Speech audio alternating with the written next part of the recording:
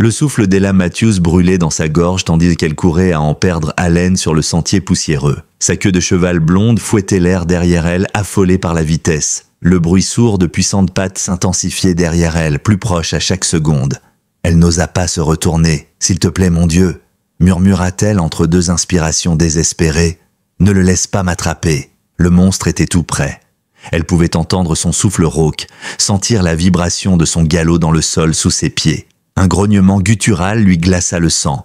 Elle trébucha sur une pierre, manqua de s'effondrer, mais réussit à garder l'équilibre. Dans cette seconde de terreur pure, elle se retourna enfin. Ce qu'elle vit la pétrifia. Une masse de muscles approchant les 50 kilos, un pelage sale, un regard rivé sur elle. Son museau était retroussé sur une rangée de crocs impressionnants et une longue cicatrice lui barrait le visage de l'œil droit jusqu'à la mâchoire. Ce chien, un mélange de berger allemand et de husky, semblait tout droit sorti d'un cauchemar. Ella hurla, un cri perçant qui se perdit dans la vallée silencieuse de Rock Ridge Creek. Mais il n'y avait personne pour entendre, juste cette chose, juste la peur. Et ce qu'Ella ne pouvait pas savoir, c'était pourquoi ce chien la poursuivait vraiment. Laissez un like et partagez vos impressions en commentaire en nous disant aussi de quelle ville vous regardez. Et maintenant, reprenons notre histoire. Rock Ridge Creek, Arizona. Un endroit oublié de tous, niché au bord du désert comme une vieille carte postale effacée par le soleil. Une poignée de maisons en bois vieillissantes, quelques cactus obstinés et des habitants qui préféraient la solitude au confort. L'été, brutal et sans pitié, avait enveloppé la région. La chaleur de juin transformait l'air en un rideau ondulant au-dessus des routes fissurées qui reliaient les maisons entre elles. Les Matthews étaient encore considérés comme des étrangers. Arrivés il y a seulement 6 mois, ils avaient quitté Phoenix après l'effondrement du cabinet d'investissement de Mark Matthews.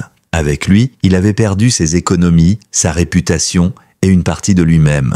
Leur nouvelle maison, un petit pavillon au crépi défraîchi et à la véranda grinçante, se dressait à la limite entre la ville et la nature, entre civilisation et oubli. C'était la dernière habitation avant des kilomètres de sentiers effacés, de terres broussailleuses et de souvenirs perdus.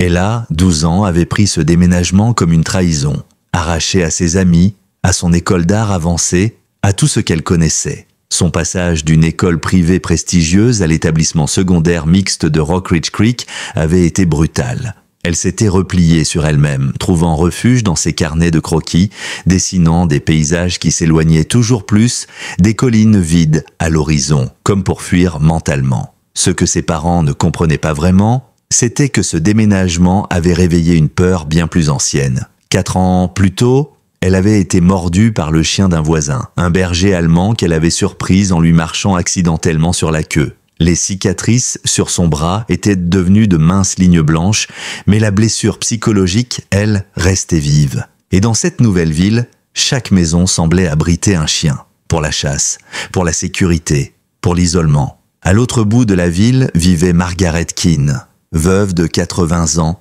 visage tanné par le soleil, main calleuse par les années. Peu de gens savaient qu'elle avait été l'une des premières femmes d'Amérique formées à l'unité K9 de l'armée. Sa petite maison à la lisière de Johnson's Gulch servait de refuge discret pour chiens errants. Elle gardait cette activité secrète dans une ville où les débats sur la gestion des chiens sauvages divisaient les habitants. L'un de ces chiens, c'était Shadow, un croisement impressionnant entre un berger allemand et un husky, au regard perçant et à la démarche presque humaine. Sa cicatrice, le long du visage, lui donnait une allure de bête sortie d'un vieux film d'horreur, mais ceux qui le connaissaient savaient qu'il était tout l'inverse. Depuis la mort de son ancien maître, Franklin Sawyer, un vieil homme discret respecté par Margaret, Shadow avait vécu en solitaire. 3 ans à éviter les attrape-chiens, à lire le comportement humain comme d'autres lisent le ciel. Le shérif Nathan Calloway l'avait déjà aperçu, mais il avait d'autres chats à fouetter. Des délinquants comme les frères Carter par exemple. Depuis que leur père avait disparu, ces 3 garçons causaient de plus en plus de problèmes. Petits délits, cruauté animale et un regard vide quand on leur parlait. Personne n'aurait pu prédire que tous ces destins allaient se percuter en ce mardi étouffant du mois de juin. On ne peut pas continuer comme ça. La voix de Joanna Matthews traversait les murs fins de la maison. Elle atteignit la chambre d'Ella, où la jeune fille était assise en tailleur sur son lit, les crayons éparpillés autour de son carnet. « Parle moins fort », répondit Mark d'un ton plus fatigué que contrarié. J'ai 2 pistes sur le chantier de Jefferson Ranch et Monsieur Albert a mentionné un poste administratif au dépôt de bois. Et là, on avait entendu des variantes de cette conversation. D'abord les reproches, ensuite le silence tendu, puis cette tentative maladroite de revenir à la normale. Elle ferma doucement son carnet, enfila ses vieilles baskets et ouvrit la fenêtre. Ses parents étaient trop absorbés par leurs problèmes pour remarquer son absence. Elle connaissait la hauteur, la descente, elle l'avait déjà faite. Elle atterrit avec la souplesse de l'habitude et se dirigea vers le sentier qui longeait la limite est de la ville. Elle savait que c'était interdit de prendre le vieux chemin de Johnson's Gulch seule, mais cela lui faisait gagner 21 minutes pour rejoindre Crystal Spring, son coin favori pour dessiner. Le sentier serpentait entre les buissons de créosote et les vieux mesquites tordus. L'odeur de la poussière chaude montait à chaque pas. Ella tira sa gourde de son sac et but une gorgée prudente. Margaret Keane l'avait mise en garde. Dans le désert, on ne gaspille jamais l'eau. Margaret faisait partie des rares adultes de Rock Ridge Creek à la traiter comme une vraie personne, pas comme la fille du type ruiné. Environ 1 kilomètre plus loin, Ella entendit des voix. Des voix de garçons entrecoupées de rires. Pas des rires innocents, des rires qui donnaient la chair de poule. Elle ralentit, hésitant à faire demi-tour, quand elle reconnut l'intonation traînante des frères Carter. « 50 points si tu touches l'œil », lança le plus jeune, Lenny, d'une voix encore incertaine. « Ferme-la et regarde comment on fait », grogna Tyler, le plus âgé, 17 ans, et un regard qui respirait la cruauté. Ella se cacha derrière un buisson épineux, jetant un œil à travers les branches. Une trentaine de mètres plus loin, les 3 frères étaient réunis dans une clairière, lançant des pierres sur quelque chose qu'elles ne distinguaient pas. Leur pick-up était garé de travers, la musique country crachait à fond depuis les portières ouvertes. Elle allait reculer discrètement, quand un cri la pétrifia. Ce n'était pas un cri humain, c'était un hurlement de douleur, animal. À un demi-kilomètre de là, près de l'ancienne propriété Garcia, une ferme abandonnée devenue un point de dépôt officieux pour les ordures et les chiens abandonnés. Shadow leva brusquement la tête du petit point d'eau croupi où il buvait. Ses oreilles pivotèrent comme des radars. Il avait entendu le bruit du moteur du pick-up Carter bien avant que n'importe quel humain ne l'aurait détecté. Il connaissait ce véhicule. Il avait eu affaire à eux. C'était le 2e frère, Rick, celui qui portait toujours un vieux couteau de chasse accroché à sa ceinture, qui lui avait laissé la cicatrice au visage l'hiver dernier. Shadow se mit en mouvement sans un bruit, comme une ombre fondue dans le décor. Il descendit en spirale, se positionnant sous le vent, le nez analysant l'air. L'odeur lui parvint comme une alarme. Bière, tabac froid, mais aussi quelque chose de plus chimique, une odeur métallique et amère. Les frères Carter cuisinaient parfois des substances dans le vieux hangar près de chez eux. Ce jour-là, une autre odeur fit dresser le poil de Shadow, celle de chiens. Pas des chiens comme lui, des chiens dressés pour autre chose, des pitbulls, 3 attachés à la hâte dans la benne du pick-up et qui tiraient maintenant sur leur chaîne, rendus fous par l'odeur d'un rival. Un nouveau parfum flotta jusqu'à lui, léger, féminin, familier.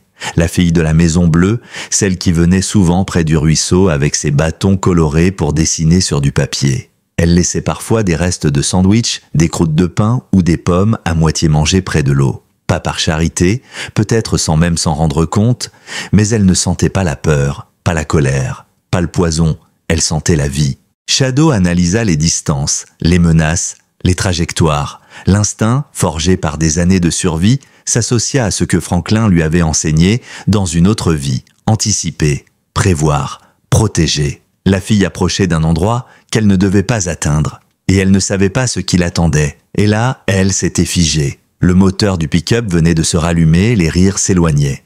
Les Carter repartaient. Elle attendit plusieurs minutes avant de sortir de sa cachette, puis reprit sa marche, accélérant un peu le pas pour rattraper son retard. Mais alors qu'elle contournait un méandre du sentier, des éclats de voix, de l'agitation, des aboiements féroces brisèrent le silence à nouveau. Des cris, pas humains, sauvages. « Rattrape-le !» hurlait Tyler Carter. « La chaîne s'est cassée !» cria Lenny. Et là, Ella comprit. Ils avaient perdu le contrôle, ce n'étaient pas des chiens de ferme, c'étaient des chiens de combat, et ils étaient en liberté.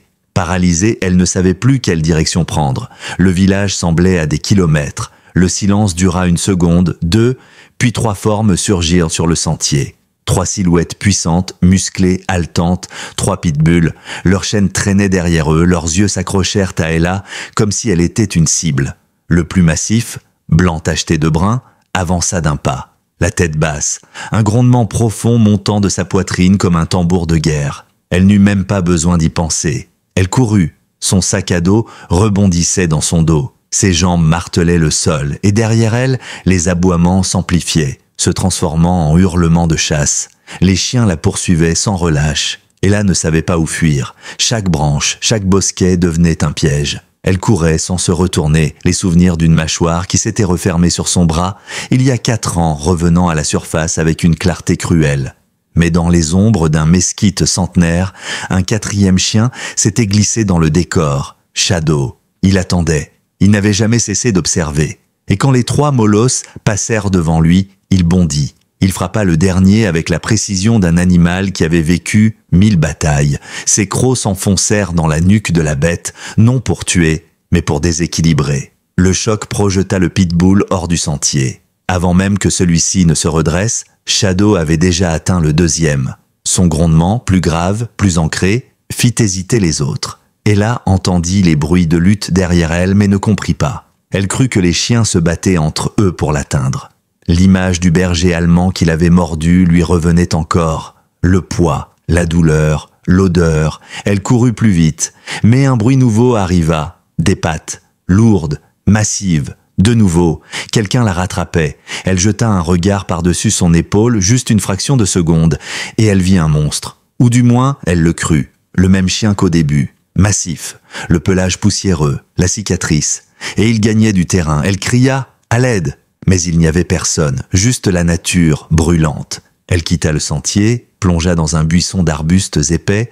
Le chien aussi, il la suivait, chaque pas devenait plus difficile. La peur tordait son ventre. Et ce qu'elle ne savait pas, c'est qu'à quelques mètres, sur sa gauche, le plus gros pitbull l'avait contournée. Il allait la surprendre. Mais Shadow, lui, savait. Ce n'était pas elle qu'il poursuivait, c'était l'autre. Alors qu'elle a percé à travers les buissons, espérant fuir vers un abri imaginaire, elle déboucha soudain dans une petite clairière. Et ce qu'elle y vit la figea d'horreur. 20 mètres devant elle, les frères Carter.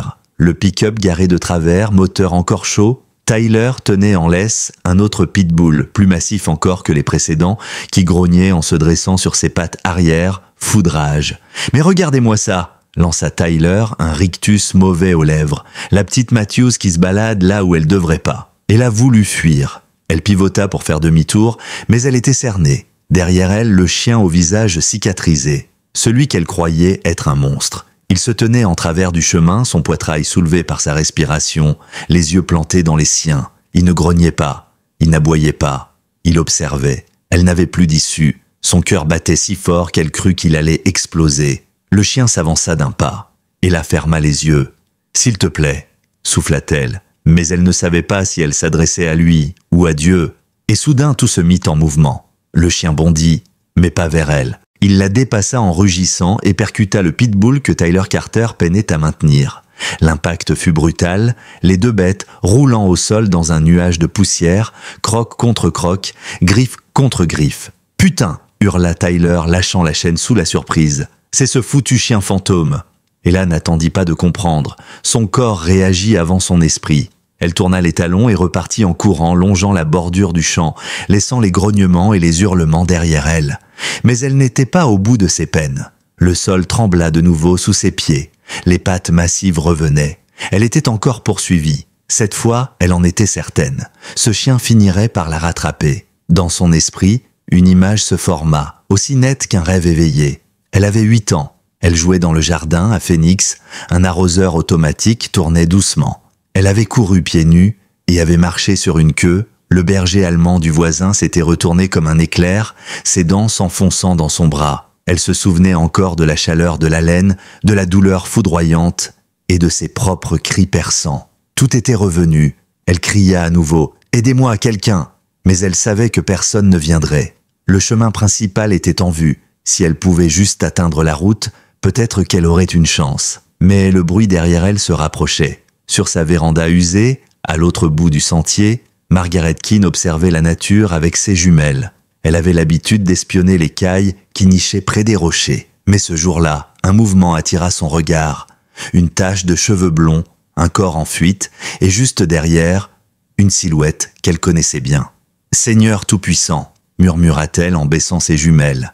Elle reconnut la petite Ella, et elle reconnut aussi le chien, Shadow. Sans hésiter, Margaret attrape sa canne et son téléphone. Ses genoux arthritiques protestaient, mais elle descendit les marches de la véranda avec une rapidité qu'on ne lui aurait jamais prêtée. Quelque chose clochait, et elle savait que dans ce genre de situation, chaque minute comptait. Pendant ce temps, Shadow analysait. Il savait où allait la fille. Il savait qu'en ligne droite, elle allait foncer droit vers la propriété Carter, et donc vers plus de chiens, plus de pièges, plus de dangers. Il devait la rediriger, mais elle ne comprenait pas. Sa peur lui fermait l'esprit.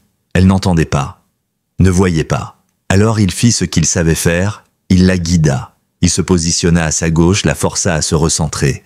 Quand elle voulut bifurquer vers une sente secondaire, il la bloqua avec un grondement, pas de menace, mais d'avertissement. Et là hurla « Va-t'en, laisse-moi tranquille !» Sa voix était brisée, mais il ne céda pas. Son pied accrocha une racine.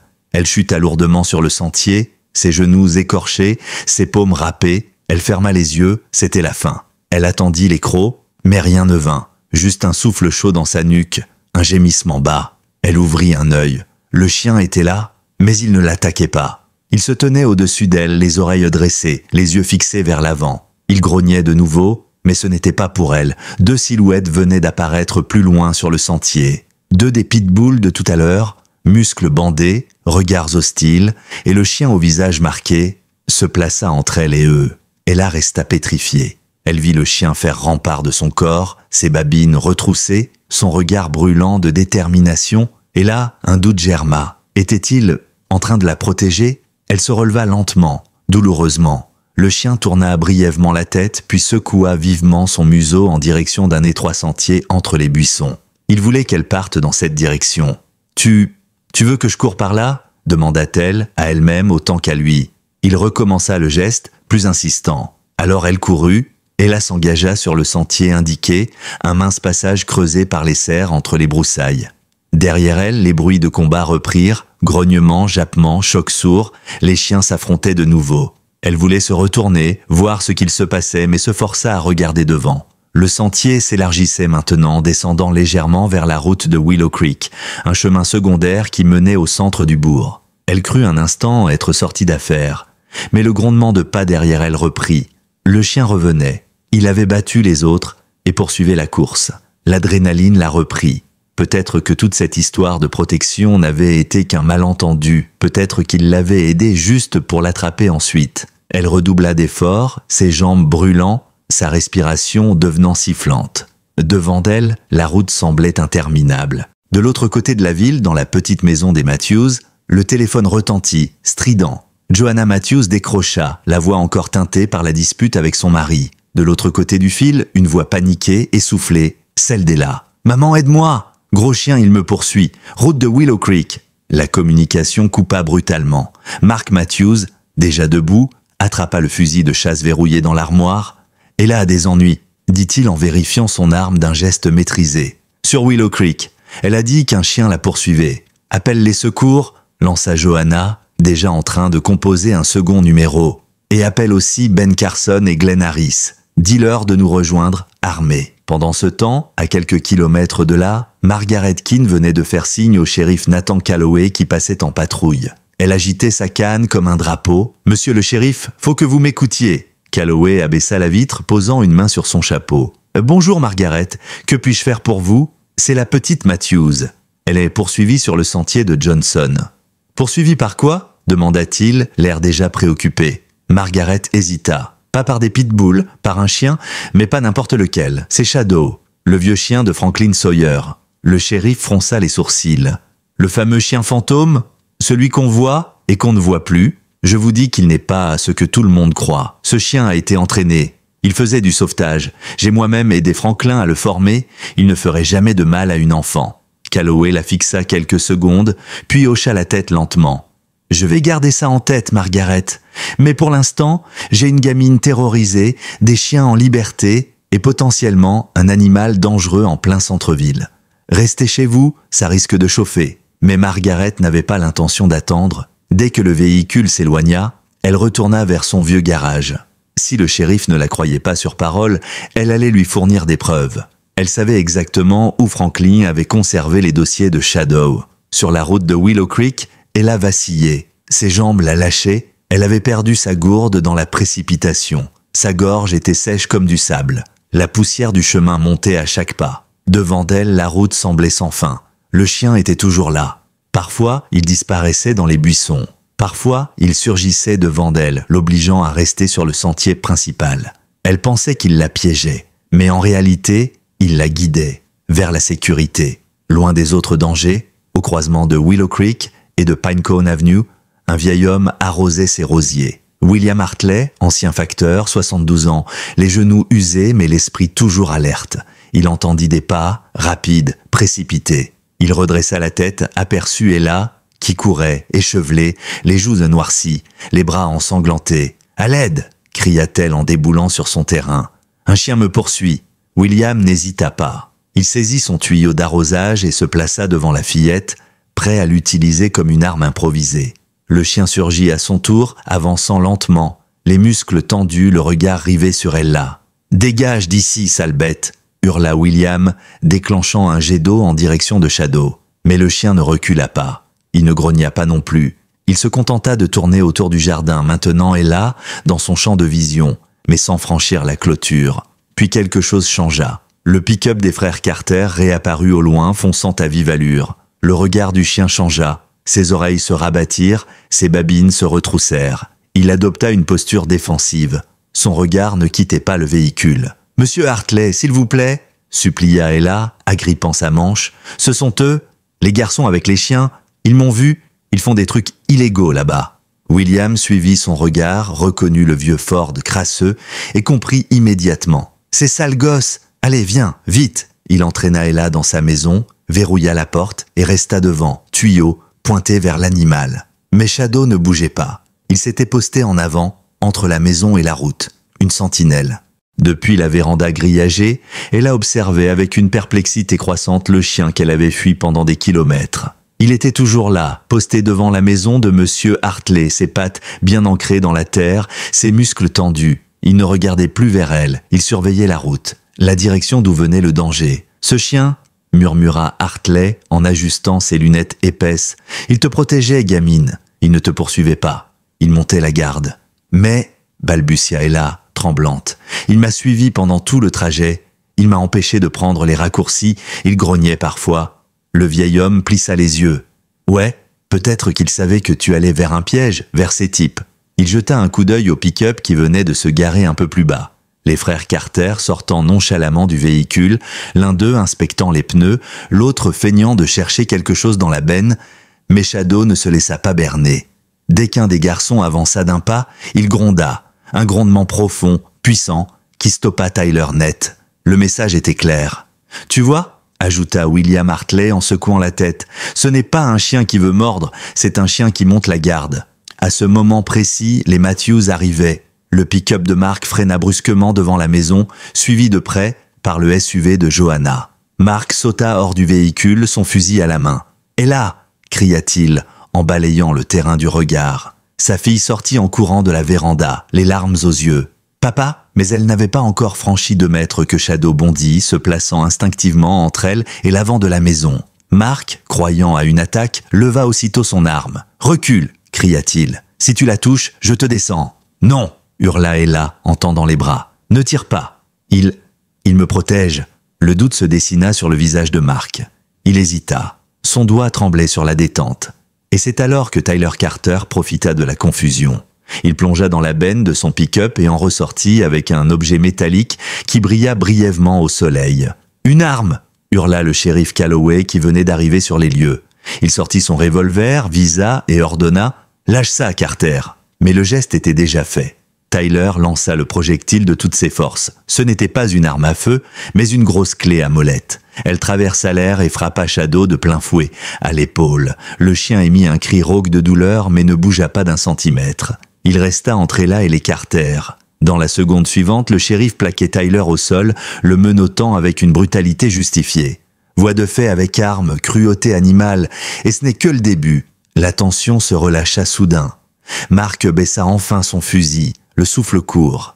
Ella, elle, s'approcha lentement de Shadow. Le chien ne broncha pas. Il la laissa venir. Elle pouvait maintenant voir de près les détails de son visage, la vieille cicatrice, les yeux ambrés, la poussière collée à ses flancs. Mais aucun signe d'agressivité, juste une attention extrême, comme s'il l'examinait pour s'assurer qu'elle n'était pas blessée. « Reste près de moi, Ella !» murmura Mark, sa voix encore empreinte de tension. « Je vais m'en occuper. »« Non, papa. » Elle secoua la tête avec douceur. Il ne voulait pas me faire de mal. Il essayait de m'aider. Et c'est à ce moment-là qu'une vieille camionnette brinque-ballante arriva à son tour. Margaret Keane en descendit, une boîte sous le bras. Elle marchait vite malgré son âge, déterminée. « Personne ne touche ce chien !» cria-t-elle d'une voix étonnamment forte. « Mark Matthews, ce chien, c'est Shadow, le chien de Franklin Sawyer, un des meilleurs chiens de sauvetage que j'ai jamais vu. Et je peux le prouver. » Le shérif, qui venait de confier les 2 autres frères Carter à ses adjoints, s'approcha intrigué. « Vous dites que ce chien est un chien de sauvetage, le même qu'on croyait perdu depuis 3 ans ?»« Exactement, » confirma Margaret en tendant un classeur contenant des photos jaunies, des certificats de formation, des lettres de recommandation. Shadow apparaissait sur plusieurs clichés, recherchant des randonneurs disparus, sortant un mannequin d'une rivière, portant un harnais de secours. Il y avait même un diplôme officiel signé par le directeur de l'unité de sauvetage de l'État. Ce chien n'a jamais été un danger, sauf pour ceux qui menacent les autres. Il a fait son devoir. Il a protégé cette fillette au péril de sa vie.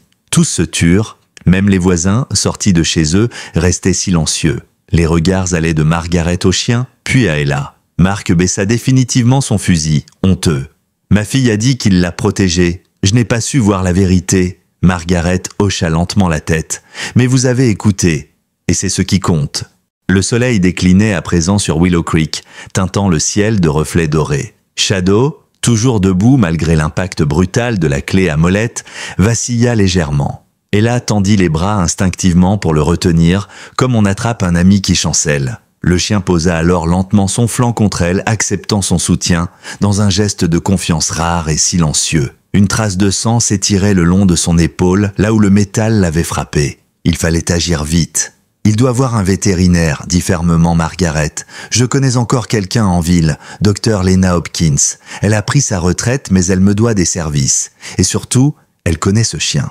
Ella leva les yeux vers son père. « On peut l'emmener, hein, s'il te plaît ?» Mark échangea un regard silencieux avec sa femme Johanna. Aucun mot ne fut prononcé. Mais l'émotion dans les yeux de leur fille, le regard loyal du chien blessé, les documents encore ouverts sur le capot de la camionnette de Margaret, tout était clair. « Monte dans la voiture, Tella, et garde-le près de toi. Je vais appeler Dr Hopkins en route. » L'arrière du pick-up fut préparé à la hâte. Une vieille couverture, un oreiller, une gamelle d'eau, Shadow s'y installa lentement, douloureusement, mais sans émettre un seul son. Son regard ne quitta pas Ella. Elle s'assit à côté de lui, la main sur son pelage. Il était chaud, poussiéreux, mais terriblement vivant. La clinique vétérinaire était éteinte quand ils arrivèrent. Les stores baissés, l'enseigne éteinte. Mais à peine les roues du pick-up s'étaient-elles arrêtées que la porte s'ouvrit. Dr Lena Hopkins, petite femme vive aux cheveux gris coupés courts, s'avança d'un pas décidé. « Il est où ?» demanda-t-elle, déjà gantée, son sac médical à la main. « Sur la banquette arrière ?» répondit Ella en sautant du véhicule. Il a été frappé à l'épaule par un objet contondant. Il a aussi d'anciennes cicatrices, mais il a sauvé ma vie. » Le regard de Lena se posa sur Shadow. Elle s'arrêta net, cligna des yeux, puis murmura « Par tous les saints, c'est vraiment toi ?» Elle posa son matériel, s'agenouilla et approcha lentement sa main de la tête du chien. Il la renifla, la reconnut et lécha ses doigts. « Tu as disparu, mon grand, mais tu es revenu. Et tu fais toujours ce que tu sais faire de mieux, hein, protéger. » Elle examina la plaie avec douceur. L'épaule est fracturée, pas nette, mais rien de vital. Il va s'en sortir, à condition de le stabiliser maintenant. Il va falloir l'opérer. « Faites ce qu'il faut », déclara Mark. « Je couvre les frais. » Lena leva un sourcil. « Tu n'étais pas le plus grand fan des chiens, il y a encore 1 heure. » Mark esquissa un sourire gêné. « Disons que certains méritent ceux qu'on change d'avis. » Pendant l'opération, Ella attendit dans la salle d'accueil, recroquevillée sur un vieux canapé. Margaret, restée à ses côtés, feuilletait les anciens albums de Franklin Sawyer retrouvés dans sa grange.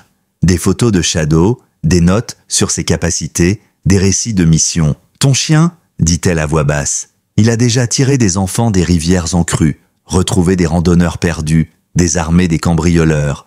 Mais aujourd'hui, il a trouvé quelque chose qu'il n'avait jamais eu. Une amie.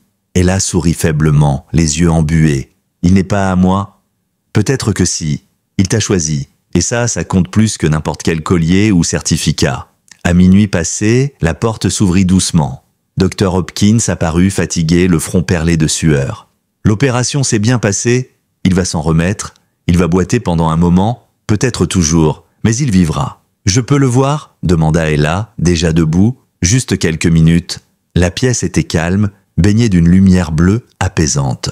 Shadow reposait sur une couverture propre, une perfusion dans la patte, un bandage proprement noué à l'épaule. Son œil s'ouvrit lentement quand Ella entra. Il reconnut sa silhouette, bougea légèrement la queue. Ella s'approcha et s'agenouilla près de lui. « Merci, souffla-t-elle. Tu m'as sauvé. Je croyais que tu étais un monstre, mais tu es mon héros. » Il appuya doucement sa truffe contre sa main. Un pacte silencieux, un lien indestructible venait de se former. Le lendemain matin, une brume légère recouvrait encore la petite ville de Willow Creek. Dans la clinique de Dr Hopkins, les premiers rayons du soleil traversaient les vitres, caressant la silhouette endormie de Shadow. Et là, blottie dans un fauteuil en face de lui, n'avait pas dormi. Elle avait veillé toute la nuit, sa main posée sur le flanc du chien, suivant le rythme lent et régulier de sa respiration. Lorsque Lena revint avec 2 cafés fumants, elle lui tendit l'un d'eux avec un sourire fatigué. « Tu sais, je n'ai jamais vu un chien rester aussi calme après une chirurgie. C'est comme s'il avait attendu ce moment pendant des années, comme s'il savait qu'il était enfin en sécurité. » Elle a pris la tasse, les yeux toujours rivés sur Shadow. Il a vécu dehors si longtemps, il mérite un foyer. Il mérite mieux, je suis d'accord, répondit Lena, mais ce ne sera pas simple. Il n'a pas de papiers officiels, pas de propriétaire enregistré. Et vu ce qui s'est passé hier, il va falloir convaincre les autorités qu'il ne représente pas un danger. Mais ce combat-là, elle a été prête à le mener. En sortant de la clinique, elle se jura une chose, elle prouverait que ce chien méritait sa place parmi les siens. Pas dans une cage, pas dans un refuge surpeuplé, mais chez elle, avec elle. Les jours suivants furent une course contre la montre. Ella, épaulée par Margaret et Dr Hopkins, monta un dossier complet. Elle retrouva d'anciens articles de journaux parlant des exploits de Shadow. Margaret enregistra un témoignage filmé. Lena prépara un rapport vétérinaire détaillé attestant de la discipline et de la stabilité du chien. Mais ce fut la vidéo d'Ella qui fit toute la différence. Dans un enregistrement sincère, sans montage, elle s'adressa à la caméra. « Je sais que beaucoup de gens pensent que Shadow est dangereux. Je le croyais aussi. J'ai eu peur de lui. J'ai fui. Mais il ne m'a jamais voulu de mal. Il m'a protégé. Il a risqué sa vie. Et il m'a montré que parfois, ceux qu'on rejette sont ceux qui nous sauvent. Je ne veux pas qu'on l'enferme. Je veux qu'il ait une deuxième chance avec moi. » La vidéo fut partagée sur les réseaux locaux, relayée par la petite station de radio du comté. En quelques heures, les réactions affluèrent. Des anciens pompiers ayant connu Franklin Sawyer, des sauveteurs ayant travaillé avec Shadow sur le terrain, des familles dont les proches avaient été retrouvés grâce à lui. Tous témoignaient en faveur du chien. Et face à cette vague de soutien, les autorités n'eurent pas d'autre choix. Lors d'une réunion municipale exceptionnelle, le maire approuva à l'unanimité l'adoption de Shadow par la famille Matthews. Le shérif Calloway, présent ce jour-là, leva même la main en souriant. Ce chien a fait plus pour cette ville en une nuit que certains en une carrière. Il mérite mieux qu'un chenil. Quand Ella reçut l'appel lui annonçant la nouvelle, elle se mit à pleurer. Des larmes de soulagement, de gratitude. Elle fonça à la clinique, ouvrit la porte en trombe et annonça à Shadow « Tu viens à la maison, tu ne seras plus jamais seul. » Le chien, encore affaibli, se redressa lentement. Mais il comprit. Il posa sa tête contre son bras. Il était prêt. L'intégration à la maison Matthews ne se fit pas sans heurts. Le père, Mark, restait méfiant, surtout en voyant Shadow grogner lorsqu'un inconnu s'approchait trop près d'Ella. Mais très vite, il comprit que ce comportement n'était pas de l'agressivité, mais de la vigilance. Shadow n'était pas un chien de salon, c'était un chien de mission. Il analysait, il surveillait. Et surtout, il n'oubliait jamais. Un soir, alors que Mark bricolait dans son garage, il fit tomber une boîte métallique sur son pied. Il hurla de douleur, et avant même qu'il n'ait pu se relever, Shadow était là, couché entre lui et la porte en alerte. « D'accord, » murmura-t-il en se frottant la nuque. « Je crois qu'on va finir par s'entendre, toi et moi. » Johanna, elle, s'attacha plus vite. Elle le surprenait parfois, couché dans le couloir, devant la porte d'Ella, veillant sur son sommeil comme une sentinelle. Il mangeait peu, ne mendiait jamais à table, ne grattait pas aux portes. Il n'avait pas besoin de mots, il communiquait par sa présence. Et dans le cœur d'Ella, il n'était plus seulement un chien. Il était un gardien, un frère, un survivant. L'été s'installait doucement à Willow Creek. Le jardin des Matthews avait repris vie. Les rosiers en fleurs bordaient les clôtures, et le vieux hamac que Mark n'utilisait plus avait été tendu entre deux arbres, devenu le refuge préféré d'Ella et de Shadow. Allongé sous elle ou à ses côtés, le chien ne quittait plus jamais vraiment sa protégée. Le lien entre eux s'était renforcé jour après jour, tissé dans le silence et les regards. Un lien que même les mots les plus tendres n'auraient pas su exprimer. Mais au fond d'Ella, une inquiétude persistait. Elle savait que, malgré leur victoire, tout n'était pas encore terminé. Les frères Carter étaient en détention préventive, mais le dossier était encore en instruction. Et dans les rues de Willow Creek, des rumeurs circulaient. Des hommes passaient parfois lentement devant leur maison en pick-up poussiéreux. Des appels muets retentissaient la nuit sur le téléphone fixe. Rien d'ouvertement menaçant, mais assez pour faire trembler Ella sous ses draps. Et Shadow, lui, sentait tout. Ses sens étaient toujours en éveil. Parfois, il grognait doucement dans l'ombre du salon, sans raison apparente.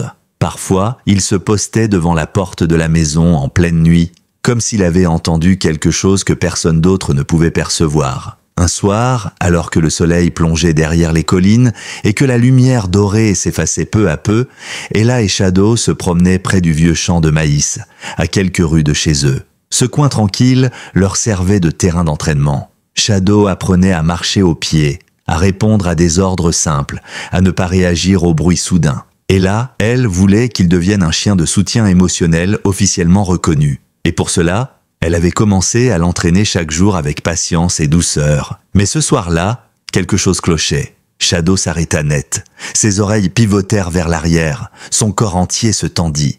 Puis, sans un bruit, il poussa doucement Ella du museau, la repoussant derrière un vieux abri de jardin.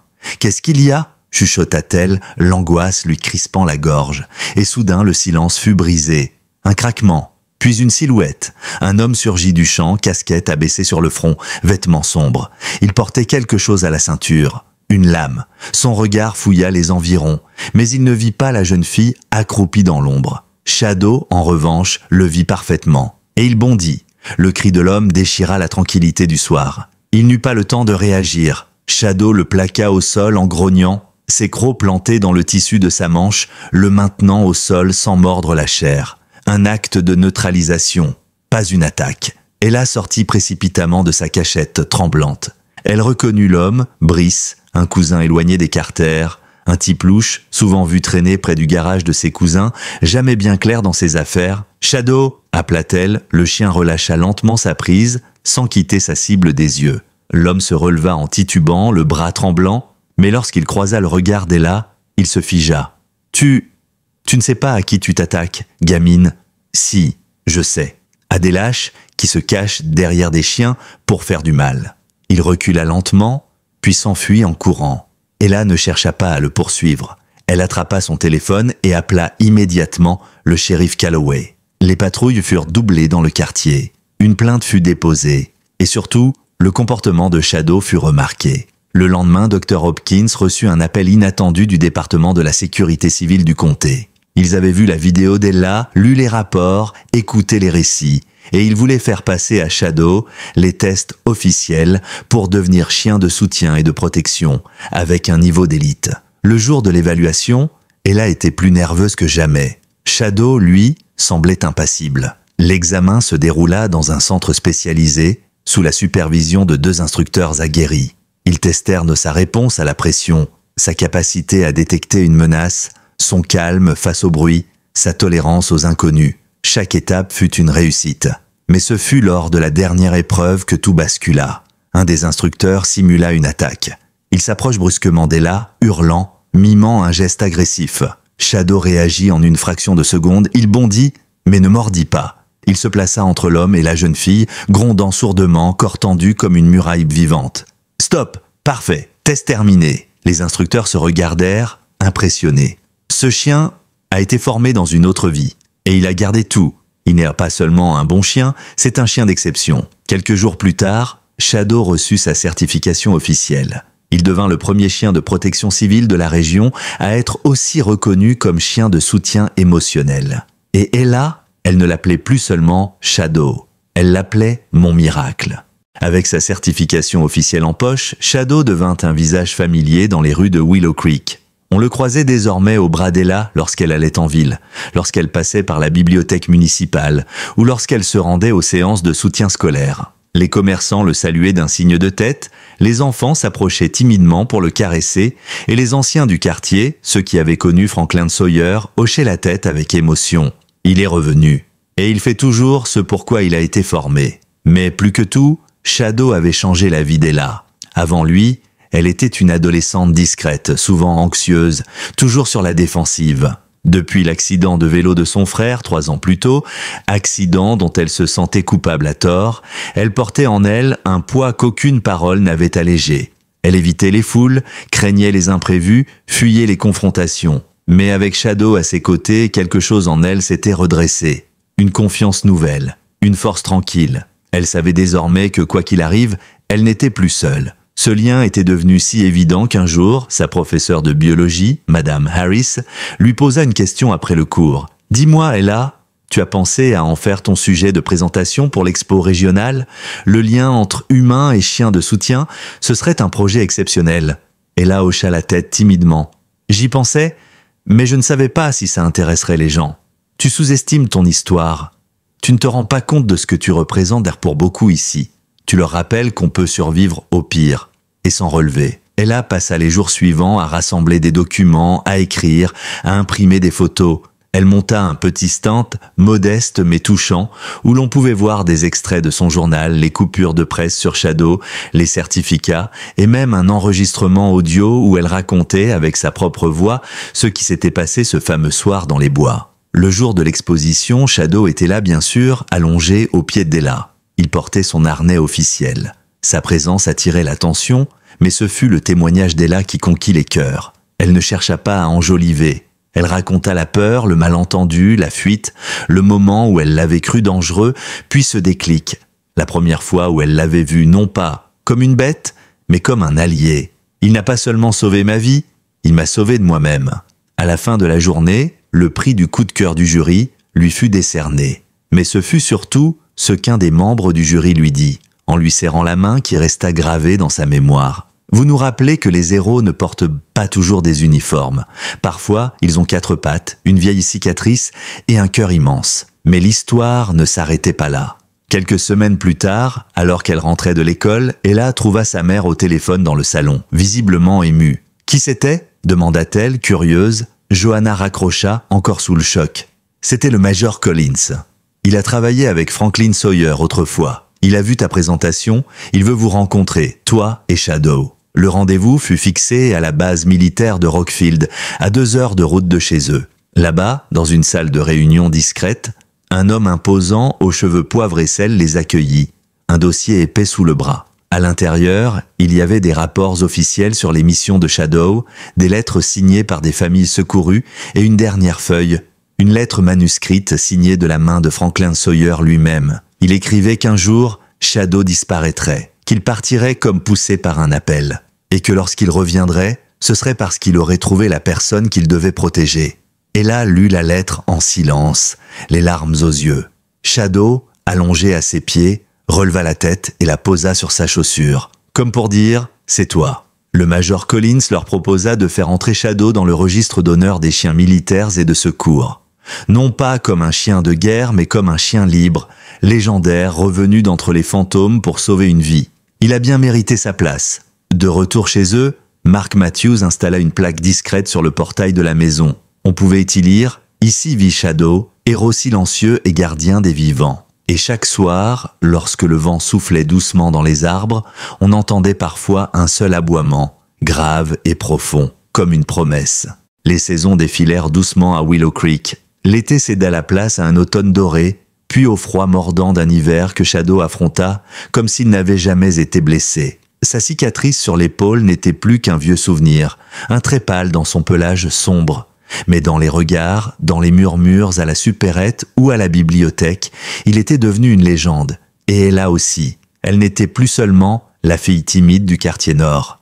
Elle était devenue l'adolescente courageuse qui avait tendu la main à un chien que tous croyaient dangereux. Celle qui avait su voir au-delà de la peur, celle qui avait transformé un malentendu en miracle. Mais tout héros a son prix à payer. Un matin de décembre, alors qu'elle promenait Shadow dans le parc du centre-ville, Ella remarqua un jeune garçon assis seul sur un banc. Il semblait avoir 7 ou 8 ans, portait une veste bien trop fine pour la saison et tenait une peluche abîmée dans ses bras. Son regard était figé, vide, presque absent. Shadow s'arrêta net. Son comportement changea. Il baissa la tête, s'approcha lentement du garçon, comme s'il sentait quelque chose, puis, sans qu'Ella ne dise un mot, il s'assit à côté de l'enfant et posa délicatement sa tête contre son genou. Le garçon sursauta légèrement, puis leva les yeux. Et pour la première fois depuis qu'il était assis là, il esquissa un sourire. Ella s'approche. « Tu t'appelles comment ?»« Jamie », répondit-il d'une voix faible. À partir de cet instant, les choses s'enchaînèrent vite. Ella appela la police, puis les services sociaux. Jamie avait été déclaré disparu 2 jours plus tôt. Il avait fugué après avoir assisté à une violente dispute entre ses parents. Shadow, encore une fois, avait senti ce que personne d'autre n'aurait pu deviner, la détresse silencieuse d'un enfant perdu dans le bruit du monde. L'affaire fit la une du journal local. Un nouvel article, une nouvelle photo de Shadow posant calmement aux côtés de Jamie dans le hall du commissariat. Le titre, « Le chien qui écoute les cœurs brisés ». Mais pour Ella, ce jour-là fut plus qu'une simple confirmation des capacités extraordinaires de son compagnon. Ce fut une révélation. Elle comprit que leur mission ne faisait que commencer. Elle proposa alors un projet à l'école soutenu par sa professeure Madame Harris et Dr Hopkins. Organiser des visites mensuelles avec Shadow dans les maisons de retraite, les centres pour enfants et même les foyers d'accueil. Et ce projet fut validé. Très vite, Shadow devint une figure familière dans ces lieux souvent oubliés. Dans une maison de retraite, il rendit le sourire à une vieille dame atteinte d'Alzheimer. Elle ne parlait plus depuis des mois jusqu'à ce qu'elle sente son museau contre sa paume. Ce jour-là, elle murmura « Samson, c'est toi mon vieux chien ?» avant de fondre en larmes. Dans un centre pour jeunes en difficulté, il permit à un adolescent en pleine crise de colère de se calmer sans violence. Shadow ne recula pas. Il resta là, fixe, stable, une présence muette qui absorbait la rage sans la juger. Et à chaque sortie, Ella prenait des notes. Elle écrivait tout dans un carnet, les regards échangés, les silences, parlant, les frissons. Elle appelait ça le journal de Shadow. Mark et Johanna, ses parents, l'observaient avec fierté. Un soir, alors qu'il rangeait les décorations de Noël, Mark déclara à sa fille « Tu sais, j'ai mis du temps à comprendre. Mais ce chien t'a appris quelque chose que moi-même j'ai mis toute une vie à saisir. La force ne fait pas de bruit. Elle se tient droite, fidèle, même quand personne ne la regarde. » Ella lui répondit avec un sourire. Il ne m'a pas seulement sauvé. Il m'a réveillé. À la rentrée suivante, elle a reçu une lettre recommandée. Une grande fondation nationale dédiée aux animaux de service l'invitait, elle et Shadow, à participer à une conférence dans la capitale de l'État. Elle y serait la plus jeune intervenante et son histoire figurerait dans une série documentaire sur les chiens de soutien les plus marquants du pays. L'émotion fut immense. Devant un public d'adultes en costume, de vétérinaires chevronnés, de journalistes, Ella monta sur scène. Elle tenait son discours d'une voix tremblante mais assurée. Shadow, allongé à ses pieds, scrutait la foule avec sa tranquille autorité. J'ai compris, grâce à lui, que les héros ne sont pas toujours ceux qu'on attend, qu'il faut parfois regarder plus loin que la peur, plus loin que les apparences, et qu'un chien, même blessé, même rejeté, peut guérir bien plus qu'un cœur. Il peut réparer une âme. Elle s'interrompit, la gorge serrée. Puis, dans un murmure, elle ajouta « Il a réparé la mienne ». Après son discours à la conférence, Ella n'était plus une simple adolescente d'une petite ville. Elle devint un symbole dans tout l'État. Son histoire fut relayée dans des articles, des podcasts et même dans une mini-série en ligne, où chaque épisode retraçait une étape de son parcours avec Shadow. Mais ce n'est pas la célébrité qui la marqua, c'est ce qui suivit. Des lettres commencèrent à arriver, des dizaines, puis des centaines. Des parents, des enfants, des vétérans, des enseignants. Tous partageaient leurs histoires, leurs douleurs, leurs cicatrices et leurs chiens. Certains parlaient d'un compagnon perdu, d'autres d'un chien qui les avait sauvés sans que personne ne le sache. Et tous disaient la même chose, Merci d'avoir mis des mots sur ce que nous n'avons jamais su dire. Ella et Shadow n'étaient plus seuls. Ils étaient devenus les ambassadeurs d'un lien ancestral, invisible et indestructible. Ce lien entre l'humain et le chien, entre la souffrance et la guérison. Mais alors que tout semblait aller pour le mieux, un événement inattendu vint bouleverser leur quotidien. Un soir de janvier, alors que la neige recouvrait les toits de Willow Creek d'un manteau blanc, le téléphone de Margaret sonna. C'était un ancien collègue de Franklin Sawyer, un certain lieutenant Tompkins. Il avait vu les vidéos d'Ella, reconnu Shadow, et voulait partager quelque chose, un détail que personne n'avait encore relevé. Franklin avait tenu un journal secret, un petit carnet noir qu'il gardait toujours dans la poche intérieure de sa veste militaire. Ce carnet n'avait jamais été retrouvé après sa mort. Mais récemment, alors qu'un vieux coffre avait été ouvert dans une caserne désaffectée, le journal avait refait surface. Margaret insista pour le lire avec Ella. Dans le salon, au coin du feu, elles tournèrent les pages lentement. L'écriture de Franklin était précise, posée, il y parlait de mission, de doute, de rêve, mais surtout de Shadow. Il écrivait à son sujet comme on écrit à propos d'un frère d'armes. Il racontait comment Shadow avait sauvé un enfant dans un village en feu, comment il avait pressenti la présence d'explosifs avant même que les capteurs ne réagissent. Mais ce fut la dernière page qui bouleversa Ella. On y lisait « Si un jour je ne reviens pas et que Shadow revient seul, ne le chassez pas. Il ne sera pas perdu. Il sera en train d'accomplir sa mission suivante. Et cette mission, ce sera peut-être de sauver quelqu'un que je n'ai jamais rencontré. Quelqu'un qui aura besoin de lui autant qu'il aura besoin d'elle. » Ella referma le carnet en silence. Il n'y avait rien à ajouter. Cette dernière page venait de mettre des mots définitifs sur ce qu'elle ressentait depuis le début. Elle n'avait pas trouvé Shadow par hasard. Il avait été envoyé. Il avait suivi un appel plus grand que lui. Un instinct, une mémoire, une promesse. Quelques jours plus tard, un événement fut organisé dans la ville. Une cérémonie modeste mais solennelle pour rendre hommage à Franklin Sawyer.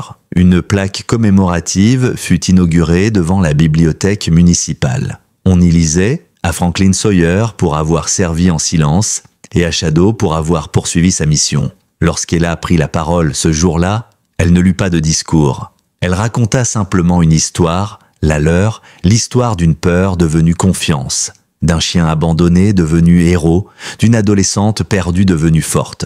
Et à la fin, elle posa une main sur le dos de Shadow et murmura « Il n'est pas mon chien, et je ne suis pas sa maîtresse. Nous sommes deux survivants qui ont choisi de marcher ensemble. » Ce jour-là, les cieux semblèrent se pencher un instant sur Willow Creek. Et au milieu de la foule, silencieux et droit, Shadow regardait l'horizon. Le printemps arriva comme un souffle d'espoir sur Willow Creek. Les arbres reprenaient vie, les oiseaux chantaient à nouveau à l'aube, et dans la maison des Matthews, une paix nouvelle s'était installée. Shadow, toujours fidèle à lui-même, veillait sur Ella avec cette même vigilance, calme qu'il avait définie dès le premier jour. Mais il y avait aussi une certaine sérénité dans son regard, comme s'il savait que sa mission, bien qu'éternelle, avait atteint un tournant. Ella, elle, grandissait. Elle n'était plus la jeune fille fuyant son ombre. Elle était devenue une adolescente qui se tenait droite, qui parlait devant des salles pleines, qui écrivait des articles sur le lien entre l'homme et le chien, et qui savait désormais que l'amour, le vrai, peut naître des endroits les plus improbables. Un matin, alors qu'elle écrivait dans le journal de Shadow, elle leva les yeux et demanda à sa mère « Tu crois que ça peut arriver 2 fois, ce genre de lien ?» Johanna sourit. « Je crois qu'un lien comme celui-là ne s'éteint jamais. Il change, il évolue, mais il ne disparaît pas. » Ce même jour, une lettre officielle arriva. Une grande université vétérinaire, ayant entendu parler de Shadows et d'Ella, souhaitait créer un programme de recherche sur les chiens, ayant servi à la fois comme chien militaire et comme chien de soutien civil. Ils proposaient de faire de Shadow leur premier cas d'étude, non pas en tant que sujet, mais comme ambassadeur d'un programme d'adoption intelligent pour chiens traumatisés. Ella accepta immédiatement. Quelques semaines plus tard, elle monta avec Shadow dans un vieux van aménagé, décoré de photos, de mots inspirants et de souvenirs. Margaret, toujours fidèle, l'accompagnait pour la première partie du voyage. Ensemble, elles traversèrent plusieurs villes, donnant des conférences, des témoignages, recueillant d'autres histoires de chiens oubliés, réhabilités, aimés. Shadow, désormais célèbre, ne semblait jamais fatigué. Il saluait les enfants, apaisait les vétérans, posait la tête sur les genoux de ceux qui n'arrivaient pas à parler. Il était devenu plus qu'un chien. Il était un symbole, une légende vivante. Mais malgré tout cela, C'était dans le calme de leur maison, au pied du vieux hamac, qu'il semblait le plus heureux. Là où rien ne lui était demandé, là où il n'avait qu'à être, là où Ella lisait à voix haute pendant qu'il s'endormait à ses pieds. Et puis un soir, alors que le ciel s'embrasait d'orange et d'or, Shadow se leva, s'approcha d'elle et posa doucement sa tête contre sa poitrine. Il ferma les yeux, un instant suspendu, il respirait paisiblement, comme un chien qui n'a plus peur. Le lendemain matin, il dormait toujours. Mais cette fois, il ne se réveilla pas. Ella ne cria pas. Elle ne pleura pas tout de suite. Elle s'agenouilla lentement, lui caressa le front et lui murmura « Tu as fait ce que tu devais faire. Tu es allé au bout. Merci d'avoir choisi de rester avec moi. » La ville entière rendit hommage à Shadow. Le drapeau de la mairie fut baissé à mi-mât. Une marche silencieuse fut organisée. Et au centre du parc municipal, une statue fut érigée. Une sculpture simple mais puissante, un chien assis, l'œil levé vers l'horizon, une cicatrice discrète à l'épaule et une inscription à sa base « Shadow, héros de l'ombre, lumière des cœurs perdus ». Ella continua à écrire, à parler, à recueillir d'autres histoires. Mais jamais elle ne remplaça Shadow parce qu'il était irremplaçable, parce qu'il avait laissé une empreinte plus profonde que n'importe quelle patte sur le sol. Et dans le silence de certains soirs, alors que le vent soufflait dans les arbres et que les étoiles scintillaient au-dessus de Willow Creek, Ella levait les yeux et chuchotait pour elle seule « Tu es toujours là, pas vrai ?» Et au fond d'elle, elle savait que oui, il serait toujours là. Quelques mois après la disparition de Shadow, Ella retourna seule à Rockfield. Elle portait dans son sac à dos le journal de Shadow, désormais rempli de souvenirs, de croquis, de pensées griffonnées à l'encre noire. À la base militaire, elle fut accueillie par le major Collins. Cette fois, elle n'était pas là pour une cérémonie ou un honneur. Elle venait pour refermer un cycle. Collins la guida jusqu'à un petit local tranquille où une bibliothèque avait été installée dédiée aux chiens militaires. Des portraits en noir et blanc ornant les murs, des noms gravés dans le bois, des histoires oubliées et d'autres encore à écrire. Ella s'avança, sortit le journal et le déposa dans une vitrine en verre, juste à côté de la médaille posthume remise à Shadow. Elle resta là un moment, silencieuse, puis sortit un petit papier qu'elle glissa entre les pages du carnet. On y lisait simplement « Tu es venu quand j'avais peur de tout. Tu es resté quand je voulais fuir. Tu es parti quand j'étais enfin prête à marcher seule. » Ce soir-là, sur la route du retour, Ella sentit le vide à ses côtés, l'absence de ce pas tranquille, de cette présence rassurante. Mais elle n'était pas brisée, elle était complète, et pour la première fois, elle leva les yeux vers le ciel, non pas avec tristesse, mais avec gratitude. À la rentrée suivante, elle lança une initiative au lycée, le programme Shadow, un atelier d'écriture et de sensibilisation aux animaux de soutien pour les élèves ayant vécu des traumatismes.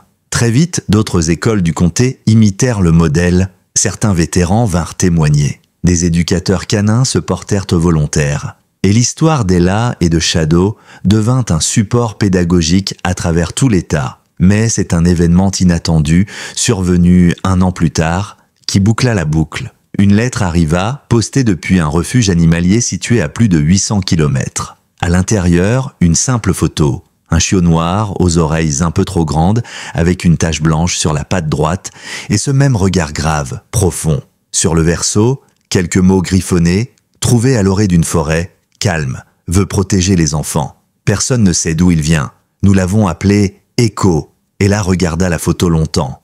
Elle sentit une chaleur familière lui monter à la gorge. Elle savait. Elle n'avait pas besoin d'explication. Ce n'était pas une réincarnation. Ce n'était pas un remplacement. C'était un rappel que parfois les histoires ne s'achèvent pas. Elles murmurent encore dans le vent, dans les souvenirs ou dans les pas d'un chiot qui vous regarde comme s'il vous connaissait déjà. Et dans le silence du soir, Ella sourit. Puis elle murmura « Bonjour Echo, je crois qu'on a des choses à vivre toi et moi. »